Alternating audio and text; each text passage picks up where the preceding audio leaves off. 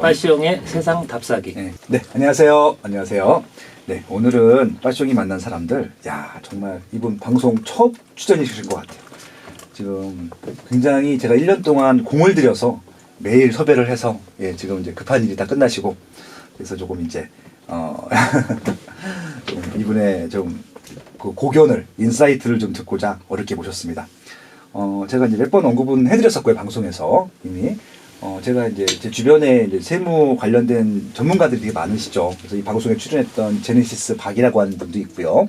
그다음에 또 제가 제일 좋아하는 분 중에 한 분이 또 투웨이스님도 계셨고요. 다 방송에 나와주셨던 분인데, 이제 그분들은 일반인 입장에서 세무 좀 이런 내용들을 쉽게 설명해 주신 분들이셨고요. 근데 전 오늘 오신 분을 모시고 싶었던 이유는요.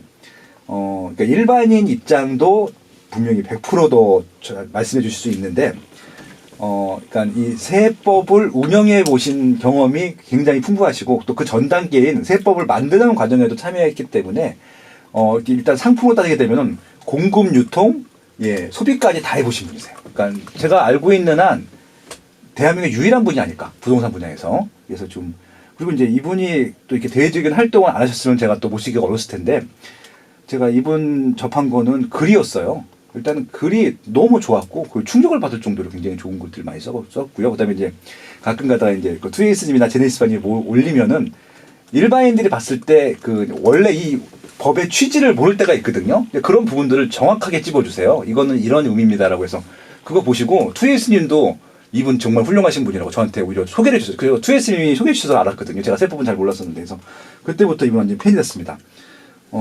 그래서 이제 이분 가끔 이제 개인적인 자리에서 말씀을 하는데 정말 대단하신 분이시더라고요. 근데 이제 이분의 내공까지 제가 들어갈 자신은 없고요. 일반인 입장에서 과연 세금을 어느 정도 알면 좋을 것 같고 또 이 세법에 대한 오해가 있을 거 아니에요. 그리고 또 이제 일반인 입장에서 어떻게 좀 활용하면 되는지 그런 부분들을 1부와 2부에 걸쳐서 좀 모셔서 얘기를 좀 나눠보도록 하겠습니다. 오늘 나오신 분은요. 이름도 발표도 되나요? 그렇게 돼요. 알겠습니다. 그럼 이제 이름은 본인 직접 소개해 주시고요. 제가 알고 있는 최고의 부동산 세무 전문가 미네르바 올빼미님이십니다. 안녕하세요. 안녕하세요. 미네르바 올빼미 김호용입니다. 야,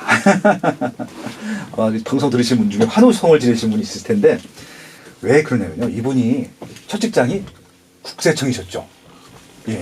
국세청에 9년 정도 근무하고요. 야. 그 다음에 이제 기획재정부 세제실에서 4년 정도 근무했고요. 그러니까 기획재정부 같은 경우는 세법 만드셨을 거 아니에요. 거기다가 또 초안도 만드시고. 만드셨던 법안이 뭐였어요 그때? 주로 이제 제가 양도세. 야. 그다음에 종부세 담당이었어요. 그러니까 지금 뭐 일반인 입장에서 보면은 지금 막 세금을 막 규제하고 세금들을 올리니까 막 불만들이 많잖아요. 본의 아니게 욕도 좀 드셨겠네요, 그것 때문에. 제가 근무할 때는 그때가 이제 부동산 화랑기가 아니고 하락장이어서 그때는 규제를 풀던 시기였고. 야, 그럼 해피하게 좀 규제를 완화하는 정책. 그때 이제 풀어달라고 전화를 많이 받았죠. 어디서 전화가 와요? 풀어달라고? 이제 주로 일반인들도 부동산 많이 가지고 있는 분 계시잖아요. 네네. 그분들도 이제 중과 때문에 세부담이 커지니까. 이제 2011년, 12년 이럴 때 양도세 중과가 이제 폐지되지는 않고 유예를 하고 있었거든요. 그렇죠. 완전히 좀 폐지해달라. 또는 뭐 일시적 이주택, 그 대체주택 취득후 양도 기간 있잖아요. 그렇죠. 그 당시에는 그게 1년이었습니다. 1년이었죠. 그걸 2년으로 연장해달라. 그래서 2년으로 연장해줬더니 3년으로 또 연장해달라. 그래서 3년으로 갔죠 그 당시. 야, 그때는 최고의 그런 어떻게 보면 그 많은 분들이 좀 좋아하는 일을 많이 하셨겠네요. 부동산 관심층에서 보면. 그때는 이제 요거 좀 덜 먹었죠. 알겠습니다. 그럼 혹시 지금 이제 또 국세청 다니시다 퇴사를 하셨잖아요. 욕을 많이 드셔서 나오신 겁니까? 혹시 그럼?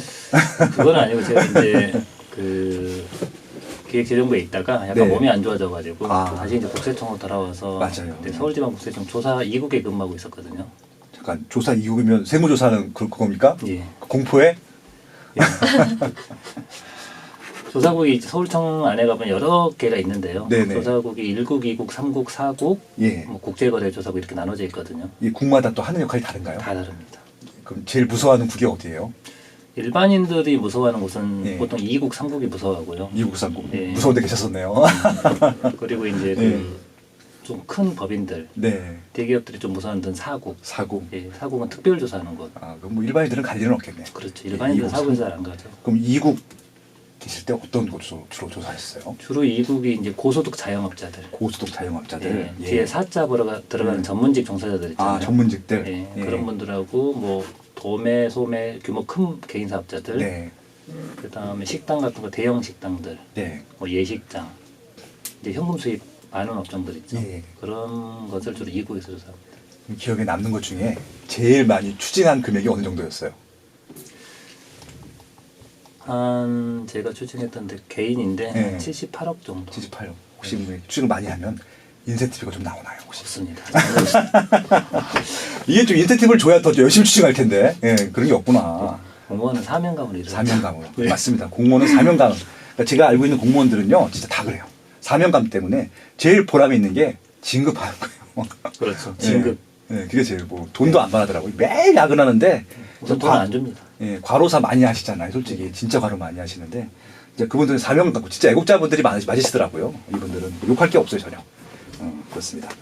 그러면은 그 이 부동산과 관련된 국은 몇 국이에요? 이제 부동산과 관련된 게 상속 증여세 조사하고 예. 양도세 조사, 또 예. 자금 출처 조사거든요. 네네. 이건 조사 3국에서 합니다. 아, 그러니까 3국에서 나온 규모면은 개인 중에 상당히 규모가 큰 분들. 그럼 제 주변에 삼국 조사를 받으신 분이 몇 분 계신데, 그렇죠. 야, 그들은 그러면 실명을 밝힐 수는 없지만 그 좀 자금이 되셨던 분들이시네요. 예. 자금이 좀 됐거나 이제 혐의 금액이 좀 큰 분들. 아, 그좀 혐의가 작으면은 네. 이제 일선 세무서의 재산세과라고 있거든요. 네네. 거기서 조사를 합니다. 그렇구나. 상속 증여, 자금 출처 그렇죠. 준비하는 것들. 예. 아, 근데 진짜 그분들이요 탈세를 하거나 그럴 분들은 아닌데 조사 받으시더라고요. 근데 일반인들이 생각하는 탈세하고 예. 과세 당국이 생각하는 탈세의 개념이 약간 다르죠. 어떻게 다른 거예요? 우선은 일반인들은 네.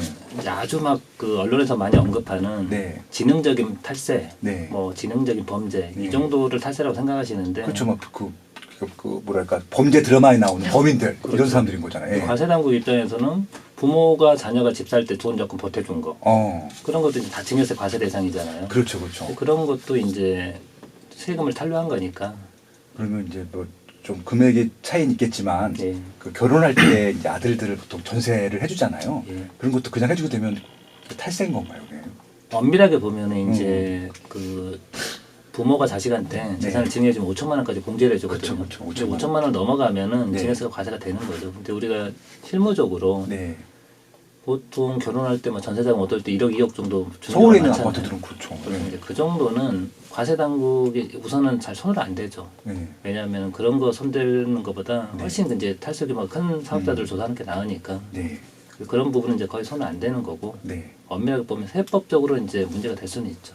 그렇구나. 그럼 이게 깔끔한 건 아니네요. 어떻게 보면. 그러니까 어떻게 보면 그럼 이 자식들한테 집 해주시는 분들은 대부분 다 잠재적 탈세범들이 죄송합니다.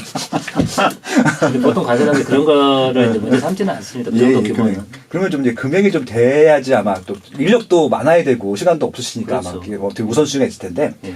한 얼마 정도 이상이면 보통 세무조사가 들어온다고 보면 될까요? 그런 딱 것들이 그런 기준이 있는 건 있는 아니고요. 아니지만, 네. 보통 이제 분석을 해가지고 네. 최소 혐의 금액이 네. 한 3억에서 5억 정도는 넘어야 네네. 기본적으로 이제 그 조사 범위에 들어간다고 봐야죠. 네. 그때 저 금액이라고 꼭 조사 받는 건 아니고 이제 요즘 한창 문제가 되는 요즘같이 이제 집값이 안 잡히는 상황에서 그렇죠, 그렇죠. 계속 집값이 급등하면은 네. 이제 과세 당국에서 좀 중점 점검을 많이 하잖아요. 그렇죠. 그러면은 아무래도 이제 조심하시는 게 낫고. 그렇죠. 그러니까 최근에 어저께인가 뉴스 본 것 같은데 그 이제 그 이번에 분양가 상한제랑 더불어서 이제 강남권 중심으로 해서 뭐 마영성까지 포함해서 이제 그 자금 출처 조사하겠다 네. 기사에 나왔는데 그게 이제 기사가 나오게 되면 하겠다는 거잖아요. 이미 지금 하고 있습니다. 그러니까 그 전에는 안 한 거예요. 그러면 어떻게 되는 거예요? 그 전에도 하긴 하는데 네. 그 전에는 이제 그 범위가 아주 좀 금액 범위가 높은 거죠. 높은 거고요. 네. 근데 지금 지금 좀 낮춰서 아주 엄격하게. 그러면 이제 어떻게 그걸 조사를 해요? 보통 이제 그 과세 당국이 분석을 어떤 식으로 하냐면은 엑셀 시트에 나눠가지고 네. 이제 왼쪽은 부동산 취득 내역. 네. 최근 한 5년 정도. 그러니까 전선에 딱 뜨는 거죠. 개인 정보 딱 뜨면은. 그래서 개인의 이제 인적 사항을 입력하면은 네. 그 사람의 최근 부동산 거래 내역이 다 뜨거든요. 아, 야. 그다음에 이제 왼쪽에 취득 자금을 쓰고 그 합산하면 5년간 예를 들어서 2, 30억이 나올 거잖아요. 그렇죠, 그렇죠. 그러면 이제 오른쪽에는 뭘 쓰냐면은 그 자금의 조달 내역을 씁니다. 네네. 조달 내역 같은 경우에는 부동산 처분 내역이 나올 수 있고요. 그렇죠. 그다음에 대출 받은 거, 대출 받은 거는 이제 근저당 설정액을 보면 나오거든요. 예. 그다음에 전세 보증금, 그리고 나머지가 이제 그 사업하시는 분이나 직장 다니시는 분이 있으면은 소득세 신고 내역. 네네. 그 소득 금액까지 이제 네. 집어넣고, 그다음에 이제 증여서 신고한 게 있으면 또 그것까지 집어넣고. 네네. 그렇게 해서 이제 왼쪽 오른쪽 비교를 하는 거죠. 그러니까 이제 좌변 우변이 안 맞으면은 이제 그렇죠. 금액이 왼쪽에 크면 취득 금액이 네. 오른쪽에 자금 조달 내역보다 크면은 네. 그게 이제 1, 2억 정도 가지고는 조사를 하진 않아요. 그렇죠. 뭐 그거는 뭐 근데 걸리면 금액이- 세금 내도 얼마 안 되니까. 큰 분들. 큰 분들. 예, 그런 분들을 이제 보통 자금 출처 조사를 하죠. 요즘 같은 시기에. 그러니까 이제 작년에 이제 그 이제 스타 강사들 해라 그래가지고 아마 좀 대규모로 했었고 실제로 제 주변 분도 몇 분은 받으셨어요. 그렇죠. 이제 그런 것들이 준 거죠. 스타 강사분들은 약간 그 두 가지 부류가 있는데 예. 한 가지 부류는 이제 부동산 취득 내역이나 예. 이런 게 문제가 돼가지고 이제 조사 받는 분들이 있었고 예. 또 한 분들은 이제 강의 신고, 강의 수익 강의료. 신고, 예. 이제 그런 게 문제가 돼서 받는 분들도 또 계셨고. 개인 통장을 받을 수도 있으니까 그런 거 제대로 신고를 안 하게 되면은 당연히 이렇게 되겠다. 그럼 일단 일반인들 입장에서 보면 크게 걱정 안 해도 되나요? 그러니까 1가구 1주택인데 뭐 고가주택이다 이런 것들. 일반인들은 하나 팔고 예, 하나 팔고. 다시 사잖아요. 네. 그럼 출처가 명확하기 때문에 네. 그런 분들은 크게 문제가 안 되는데 네. 제가 좀 상담을 해보면 어떤 분들이 약간 위험하냐면은 예. 이제 부동산 사면서 1세대 주택 비과세를 받기 위해서 4명이의 집은 한 채 또는 두 채밖에 없어요. 그렇죠. 근데 사실상 내 돈인데 4명으로 산 게 아니고 지인들이나 가족 명의로 산 분들이 있거든요. 명의 신탁 그런 거예요? 그렇죠. 부동산 명의 신탁이죠, 일종의. 이제 그게 부동산 명의 신탁 자체는 세무적으로 이제 증여세 과세 대상은 아니고 네네. 그 실명법 위반으로 과태료가 부과가 되는데 네네. 과태료가 30%입니다. 걸리면. 어떤 금액이 30%예요? 그 매매 금액의 30%. 매매 금액 30%. 네, 그거 어마어마한. 네, 그 10억짜리 3억을 내는 거예요? 그렇죠. 와. 근데 이제 일반인들이 네. 1세대 때 비과세 때문에 보통 명의 신탁을 많이 하죠. 그렇죠, 그렇죠. 네. 명의가 내가 두 개면 안 가지고 되니까. 있는, 예. 네. 근데 그거를 했다가 예. 타인 명의로 부동산을 샀다가 이제 그분이 팔잖아요. 예. 그럼 이제 그 돈을 다시 가져와야 되잖아요. 그렇죠. 가져올 때 예. 이제 그때 항상 문제가 많이 되죠.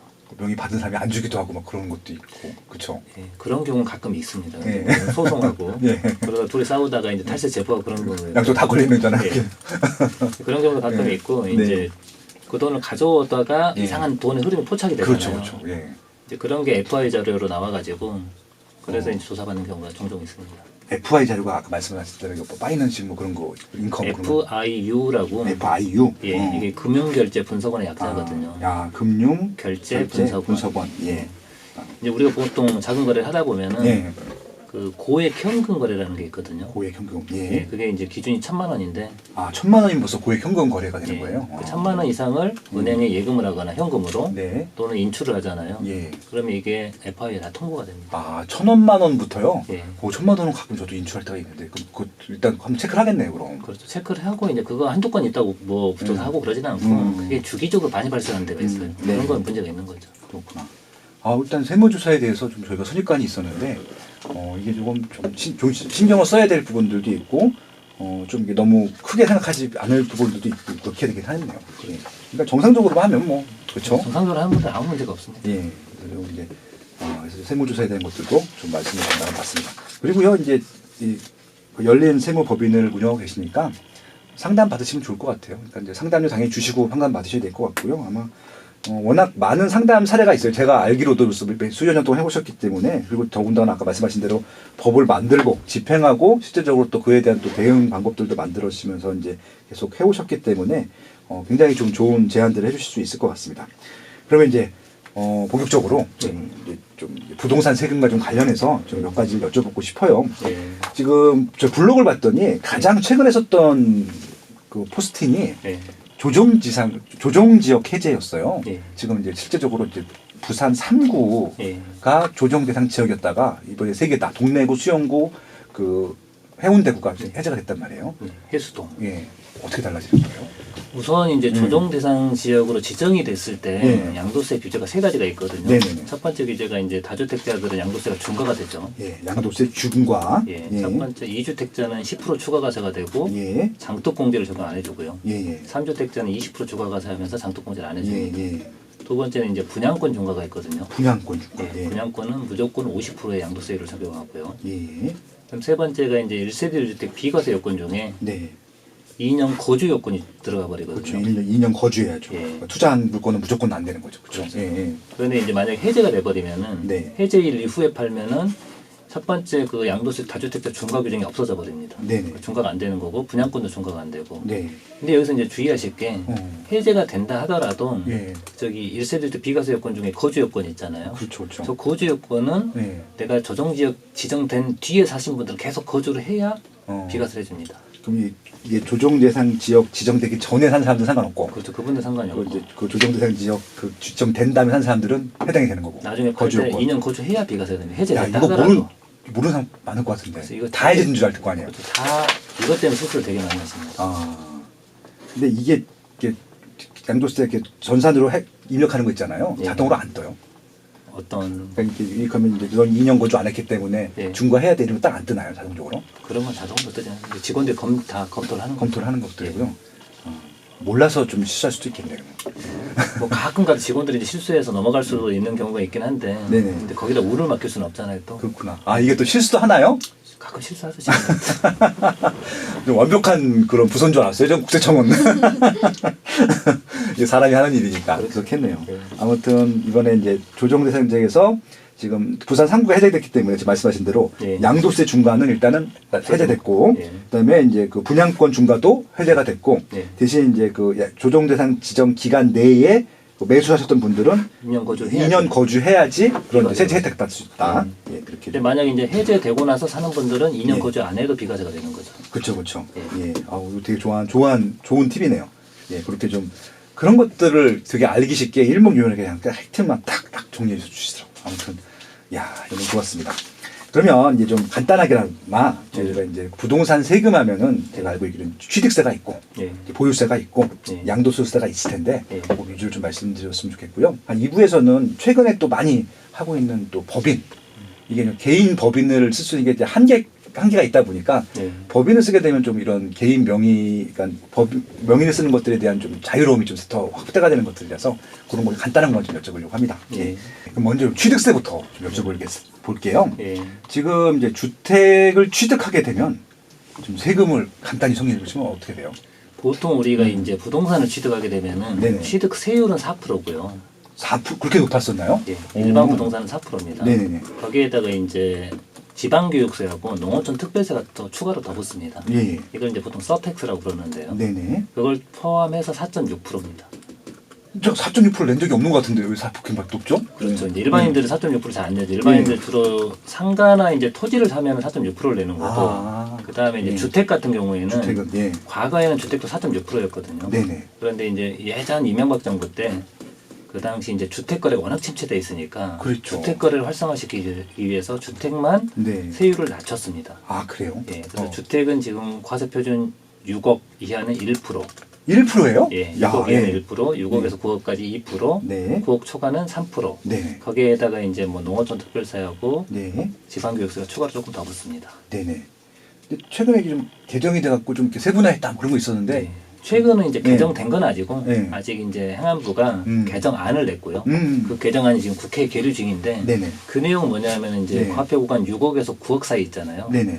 거기 구간이 약간 애매한 게 만약에 내가 취득가액이 5억 9,900만 원이면은 네네. 1%잖아요. 그렇죠, 그렇죠. 근데 6억 100만 원이면은 네. 2%를 내야 되거든요.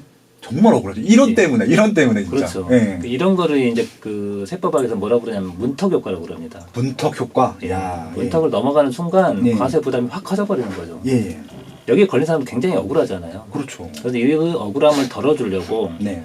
이제 과표 구간 6억에서 9억 사이의 구간을 네. 어떤 식으로 나눴냐면은 6억 100만 원은 한 1.01% 나오게. 아, 미세하게 올라가게. 그렇죠. 미세하게. 아. 그다음에 이제 2억 9,900인 분들 있죠. 네네. 그런 분들은 한 2.99%가 나오게. 그렇죠. 그렇게 그렇죠. 이제 세율 구간을 조정하는 겁니다. 그러면은 이제 억울함이 덜하죠. 굉장히 이건 합리적인 세율 그렇죠. 합리적이죠. 합리적이네요. 예. 근데 이거 처음에 발표했을 때 댓글에 예. 여기 정말 많이 달렸습니다. 왜요? 사람들이 이제 세부적인 내용은 잘 모르고 요즘 정부가 세법 개정하면 무조건 요구래. 무조건 세금 더 거두려고 그런다. 그러니까 이게 잘해주려고 하는 것들이 있는데 그건 선별해서 들으셔야 되는 거잖아요. 예. 그러니까 그리고 이거 부칙을 보면은 예. 더 합리적인 게 예. 지금 이제 이렇게 개정하면 유리한 사람이 누구냐면은 과표 7억 5천 이하 분들은 그렇죠. 세부담이 줄고요. 예. 7억 5천 넘는 분들은 이제 세부담이 늘어납니다. 그러네요. 이게 또 예. 그러네요. 근데 정부 입장에서 2%가 넘어가니까 2% 3% 하게 될 테니까 그러네요. 정부 입장에서는 이제 더 거치는 건 없는데 네네. 이제 문제는 지금 분양권 있는 사람들 문제죠. 그러네요. 분양권 있는 사람들은 그 취득 시기가 내년 다 넘어가잖아요. 네네. 근데 그분들 중에 화표가 7억 5천 넘어가는 분들은 불리해지거든요. 예예. 그런 분들은 부칙에서 뭐라고 되어 있냐면은 그 2020년 1월 1일부터 3년 이내에 준공되는 주택들 있잖아요. 네네. 되게 아파트겠죠. 예. 그런 주택들은 종종 규정을 적용하게 돼 있습니다. 7억 5천 넘어가는 주택들도. 네. 그러면 종종 규정 적용해주면 그 주택도 유리하죠. 어. 그리고 7억 5천 이하는 개정 규정 적용해줘야 유리해지는 거잖아요. 그렇죠. 그 주택들은 내년부터 바로 개정 규정을 또 적용해줍니다. 그러니까 다 납세자한테 유리하게 부칙을 만들어. 그러니까 이건 되게 좋은 제도네요, 어떻게 보면. 그렇죠. 그러니까 세법 개정한다고 무조건 규제를 하거나 세금률을 올리는 게 아닌데 예. 꼼꼼하게 보신 다음에. 근데 이게 지금 이게 과세 표준이라고 하는 게 예. 실거래 기준인 거예요? 아니면 이게 뭐 시가 표준이니까 그런 거 기준인 거예요? 실거래가 기준. 실거래 기준으로. 예. 예. 아, 이것도 명쾌해졌네요. 그러니까 이 재산세 같은 경우는 이게 또 이게 다 그렇죠. 그렇죠. 재산세는 시가 표준. 예, 시가 표준으로 하니까 좀 헷갈렸는데 예. 아, 이게 모든 게 다 실거래가 기준이면 명확합니다. 아무튼 6억 원 이하는 근데 이 개정안이 그럼 언제부터 만약에 현재 국회 계류 중인데 국회에서 의결이 되면은 네. 2020년 1월 1일부터 적용됩니다. 그러네요. 이제 두 달밖에 안 남았네 되면은. 아무튼 현행은 지금 6억 원 이하는 1%, 네. 9억 원 이하는 2%. 한 가지 팁을 드리면은 예. 이제 올해 말에 그 아파트 준공되는 데들 있잖아요. 그럼 지금 강동구에도 그런 게 되게 많은데 그렇죠. 거기에 있는 아파트들 같은 경우 잔금을 지급하는 날이 취득일이거든요. 그렇죠. 근데 만약에 그 주택들 중에 분양가가 6억에서 7억 5천 사이에 있는 주택들이 있죠. 네네. 그런 주택들은 가급적 네. 잔금을 내년 1월 1일 이후로 미뤄버리면은 그러면 취득세 부담이 많이 줄어듭니다. 그렇죠. 왜냐면 잔금일이 취득일이기 때문에요. 네, 아까 말씀드린 대로 예. 이제 6억 원에서 7.5억 그렇죠. 된 사이인 분들은 이게 개정이 된 법률로 해야지 2% 미만 낼 수 있기 때문에 그렇죠. 그러네요. 이거 굉장히 중요한 깨알 팁이고요. 이건 제가 인터넷 검색을 해서 그 개정한 부분들을 말씀드리고요. 아직 이게 국회에서 통과는 아직 안 됐다고 합니다. 그래서 일단은 이런 것들도 동료를 하세요. 이런 거는 네. 제가 보기에는 네. 거의 통과가 됩니다. 왜냐하면 그렇죠. 합리적으로 바꾸는 거를 국회의원들이 반대했다 욕을 많이 먹기 때문에 그렇겠죠. 이런 거는 그렇죠. 거의 반대를 못합니다. 예, 이거 좀 재미있었고 아까 말씀드린 분양권 부분들도 예, 이렇게 좀 하면 될 것 같습니다. 취득세는 이 정도만 하면 대략적으로 알 수 있을 것 같습니다. 그리고 이제 많은 사람들의 논란이 이제 보유세인데 이 보유세가요 좀 복잡한 게 뭐냐면은 이게 이제 과거에는 안 냈다가 세금을 이제 추가되는 경우들이 많더라고요. 이게 그러니까 주택 가격이 올라서 그런 건데 일반 재산세가 있고 종부세가 있어요. 예. 그렇죠. 예. 그래서 지금 그 종부세 내는 사람들이 매년 증가하고 있다. 뭐 이런 기사도 나오고 있고. 그렇죠. 그렇죠. 예. 일단 그럼 보유세에 대해서 좀 대략적으로 좀 설명을 좀 해주시면. 예. 보유세 같은 경우에는 사실상 이제 국세청에서 근무하는 세무공무원들은 네. 보유세 업무를 안 하거든요. 그렇죠. 재산세는 지방세니까. 지방세기 때문에. 예. 그래서 이제 저는 이제 기재부 있을 때 종부세 업무를 조금 해서 네네. 이제 저 재산세하고 종부세가 서로 보완 관계거든요. 네네. 우선 재산세는 모든 이제 부동산에 대해서 부과가 되는 거고요. 보통 이제 주택분 재산세는 1년에 2번 나옵니다. 7월하고 9월에. 그렇죠. 예, 그리고 이제 노무현 정부 때 그 주택 가격이 그때 굉장히 급등했잖아요. 네. 그러면 이제 다주택자들에 대해서 어떤 주택 수요를 투기 수요를 좀 억제하기 위해서 네네. 그때 종부세가 도입이 됐는데 이게 노무현 정부 때 처음 생긴 거예요? 예. 그때 네. 이제 주택 가격이 워낙 많이 올랐기 때문에 그렇죠. 예. 몰랐죠. 그래서 이제 그 일반적인 아주 한두 채 가지고 있는 분들 그런 분들한테는 이제 부과가 안 되게 하고 네. 또 이제 다주택자들 또는 고가 주택을 많이 가지고 있는 분들한테 세 부담을 늘리게 하기 위해서 과세 표준 기준 시가 기준으로 6억을 초과하는 주택들 네. 거기에 대해서 종부세를 부과합니다. 그러니까 네. 종부세 같은 경우에는 기준 시가가 6억 넘는 경우에만 부과가 됩니다. 그렇죠. 예. 그럼 결국은 이제 일반인들은 이제 지방세, 이제 재산세를 내는데 이게 네. 좀 종부세도 종부세는 국세입니다. 그러니까 그 6월 1일 기준인가? 예, 부과 기준은 둘 다 6월 1일입니다. 그래서 지금 보유세의 그 세금 부과 기준일은요 6월 1일이에요. 그러니까 예. 재산세도 그렇고 그렇죠. 종부세도 그렇고. 예. 근데 이것도 똑같이 예. 아까 문턱 효과인가요? 예. 예, 그게 좀 적용돼야 되는 거 아니에요? 이건 이제 문턱 효과라고 보기는 어려운 게 예. 그 어느 이제 보유세는 특정 시점에 보유한 자한테 부과를 해야 되거든요. 그렇죠, 그렇죠. 그러니까는 그거를 나눠서 내라고 할 수는 없는 거고. 그러니까 예를 들어서 예. 이게 이제 그거 아는 사람들 있잖아요. 예. 그러니까 이제 이 세금을 아는 사람들은 이제 5월 29일, 30일에 등기를 딱 처벌해서 넘겨버리고. 그렇죠. 근데 새로 사는 사람들은 세법을 잘 모르는데 6월 1일 받는 경우가 좀 있잖아요. 그렇죠. 그러면은 이제 이 한 해에 대한 그런 세금을 예. 되게 좀 원칙대로 하려면 반반씩 부담하는 게 맞는 거잖아요. 2019년도. 그렇죠. 이제 예. 그게 가장 이상적이긴 한데. 그러니까 그것도 저렇게 나눠서 해야 되는 게 아닌가? 예. 해야 되는 세금은. 예. 예. 근데 이제 보유세 현재 부과 기준이 6월 1일로 돼 있어서 그것도 괜찮은 아이디어였습니다. 만약에 예. 5월 말일에 판 사람은 사실상 12개월 중에 5개월은 보유를 했잖아요. 그렇죠. 5개월치 보유세를 부과하는 게 합리적일 수도 있는데 네네. 현재 법 조문은 이제 그렇게 안 돼 있습니다. 우리 그런 것들을 개정안에 상정한 국회의원은 못 봤습니까? 아무도 안 하고 있습니다. 좀 그런 것 좀 하세요, 국회의원님들. 합리적인 것들. 예. 아무튼 이제 6월 1일이 예. 재산세든 종부세든 이제 그 과세 기준일이 되는 것들이고. 예. 저걸 몰라서 예. 사람들이 실수하는 분들이 있습니다. 그러니까 이거 솔직히 막 상가를 사는데 예. 5월 말일자에 잔금을 치르는 거죠. 제가 아는 분도 한 70억짜리 상가를 샀는데 네. 그래가지고 갑자기 그 연도에 보유세를 몇 천만을 내야 되잖아요. 그렇죠. 상가나 또 금액 큰 것들은 엄청나잖아요. 예. 이게. 그리고 또 종부세 같은 경우는 더 많고. 그러네요. 알겠습니다. 그럼 이것도 하나의 아무튼 이제 혹시 취득하시는 분들 같은 경우는 되도록이면 6월 1일 이후로 예, 가져오시는 게 등기를 이제 잔금일 기준으로 하기 때문에 예, 그런 것들도 한번 체크해 보시면 좋을 것 같고요. 예, 지금 종부세 같은 경우는 이게 지금 과거보다 좀 이게 강화가 됐나요? 예. 작년에 이제 개정을 해가지고요. 네. 많이 강화됐습니다. 어떻게 좀 강화됐나요? 우선은 조정 대상 지역 내 2주택자하고 네. 그다음에 전체 보유주택이 세 채 이상인 분들 네. 이분들 세율이 많이 올라갔고요. 네, 그다음에 이제 전년도 대비해서 이제 주택 가격이 많이 올라가면은 그래도 종부세하고 재산세를 합해서 네. 전년 대비 보유세에서 최대 150% 이상을 못 올리게 돼 있었거든요. 네네. 부과를 못 하게 돼 있었습니다. 그게 세부담 상한이라는 건데 그렇죠, 그렇죠. 그게 이제 200% 300%로 올라가 버렸습니다. 300%까지. 최대 300%까지. 네네. 그러니까 이제 세부담 상한도 굉장히 커졌고 네. 그다음에 이게, 그 종부세 계산할 때 공정시장 가액 비율이라는 게 있거든요. 예, 그게 그렇죠. 전전에는 80%였는데 네. 올해가 이제 90%고 네. 내년부터 계속 5% 이상 돼가지고 2022년에 100%가 됩니다. 2022년. 예. 그러니까 주택 가격이 안 올라도 저 공정시장 가액 비율이 계속 인상되기 때문에 종부세 부담이 커집니다. 네. 여기 세금을 올리는 이유 중에 하나는 뭐 그 정부의 재원 확보도 있겠지만 예. 다주택자들 좀 집을 좀 부담되면 팔아라. 그렇죠. 이런 목적도 있는 거죠. 그렇죠. 사람들이 가장 오해를 많이 하는 게 음. 정부가 세금을 더 거두기 위해서 이 양도세나 종부세를 강화한다고 생각하시는데 네. 그건 아니고요. 제가 이제 그 안에서 겪어봐서 확실하게 말씀을 드릴 수가 있는 게 이 네. 양도세하고 종부세는 네. 보통 우리가 세법학에서 정책과세라고 부르거든요. 네.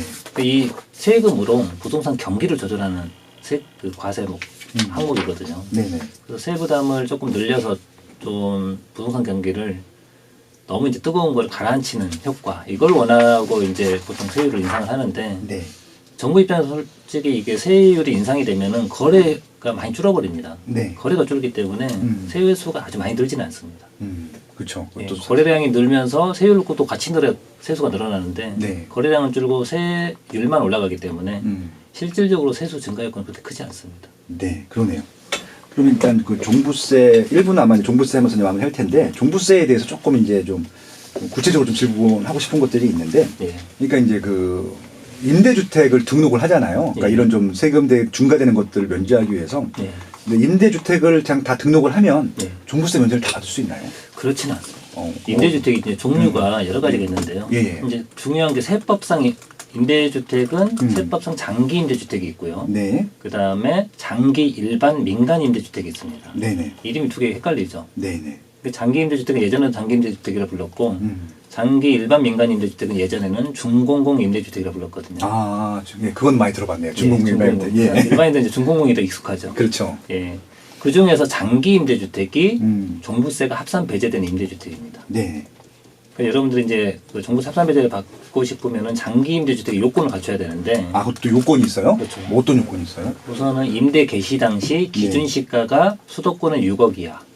기준 시가라는 게 그 시가는 아니고 우리가 말하는 이제 기준 시가가 예. 아파트 같은 경우에는 그 공동주택 고시가격이고요. 고시가격. 예. 그러니까 단독 시세가 아닐 수도 있는 거죠. 그러니까 더 낮겠죠 보통. 그렇죠. 한 시가의 한 70% 정도 예. 보시면 됩니다. 네, 그것이 6억 원 이하. 예. 예. 그리고 이제 최근에 개정된 게 임대 기간 중에 임대료를 연 5% 이상 증액을 하시면 안 되고요. 그렇죠. 예, 5% 상한 규정이라고 그러죠. 네. 그 요건을 갖추는 게 이제 세법상 장기 임대주택입니다. 일단은 그러면 한 70% 정도 된다고 하면은 한 8억, 9억. 근데 시가 같은 거 보통 한 9억 안 넘으면은 거의 기준 시가가 6억 안 넘는 것 같습니다. 그런 것들은 지금도 임대주택을 등록하면은 종부세 변제를 합산 배제를 합산됐을 수 있다. 근데 이제 작년 9.13 대책에서 네. 또 개정이 돼가지고요. 어떻게 예정됐어요? 작년 9.13 대책에서 이제 정부가 보니까 네. 양도세 규제를 하고 종부세를 강화를 했는데도 다주택자들 집을 계속 사는 거예요. 왜 네네. 그런가 봤더니 저 장기 임대주택으로 혜택으로 빠져나가는 거죠. 이게 합산 배제가 되면은 일단 종부세 안 내고 그렇죠. 안 이게 나중에 내면서 양도할 때도 좀 도움이 되나요? 양도세 중과가 안 됩니다. 양도 중과가 안 된다. 네. 오케이. 예. 그러니까 지금 저 혜택으로 다 빠져나가는 거죠. 네. 그 작년 9.13 대책에서 음. 18년 9.13 이후에 취득하는 주택들 네. 이 주택들을 임대주택 등록하고 네. 기준 시가가 뭐 6억 이하라 하더라도 네. 수도권은 6억, 지방은 3억이거든요. 그 요건을 갖췄다 하더라도 앞으로는 중과 배제 혜택을 안 주고요. 네. 종부세 합산 배제 혜택도 안 줍니다. 아, 그러면 이제 기준이 2018년 9월 13, 예, 9.13 대책. 대책 이후. 예. 이것들은 일단 지금 등록을 한다 하더라도 2018년 9월 13일 이전에 샀던 것들은 가능하고. 그렇죠. 9.13 이전에 샀던 오케이. 거는 정전 혜택을 그대로 다 줍니다. 오케이. 네, 이것도 한번 모르셨던 분들은 체크해 놓으시고요. 조건 되시는 분들은 지금이라도 아니면 서울 또 많이 올라서 예. 양도세 부담 들어오시면 등록하는 것들도 다시 한 8년 갖고 가겠어. 그러면 등록하는 게 더 이익인 거잖아요. 그렇죠. 그렇죠. 지금 이제 너무 많이 오른 것들은 예. 중과로 팔면 세부담이 너무 크거든요. 거의 다 내야 되잖아요. 뭐 30% 중과면 거의 67, 8% 내야 67, 돼요. 8%잖아요. 예. 그렇죠. 예, 그러네요. 등록하는 것들도 고려하셔라. 그래서 이건 이제 중과세 합산 배제. 이게 이제 중과 배제, 종부세 합산 배제 두 가지. 종부세도 양도세도 예, 중과 배제가 예. 되는 것들이고요. 그리고 이제 좀 헷갈리는 것 중에 하나가 예. 재건축 있잖아요. 재건축. 예. 재건축은 주택이 없어졌잖아요. 예. 그런 거는 어떻게 되는 거예요? 이제 주택이 멸실이 되는 경우 있잖아요. 보통 예. 이제 도정법상 재개발 재건축 되는 경우에 이제 멸실이 되죠. 그렇죠. 재개발할 때도 주택이 멸실되죠. 예, 재개발도. 멸실되버리면 주택이 없잖아요. 네. 주택이 없으면은 주택분 종부세가 과세가 안 됩니다. 아, 그럼 토지 갖고는 하나요? 토지가 이제 종부세가 과세가 네. 종합합산 토지 음. 종부세 과세가 있고 별도합산 토지 종부세 과세가 있는데 네.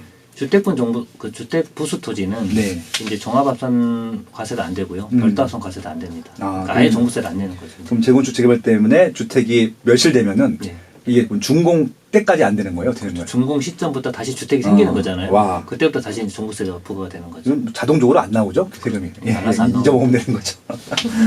그리고 제가 헷갈린 것 중에 하나가 뭐냐면은, 이제 내가 임대 등록을 했단 말이에요. 그러니까 내가 지금 원래 살고 있는 집이 있고, 예. 다주택자야. 그래서 네. 이제 한 3채 정도를 추가로 매입해서 임대 물건을 등록을 했어요. 예. 그러면은 난 1가구 1주택인 거예요? 아니면은 이게 다주택자예요?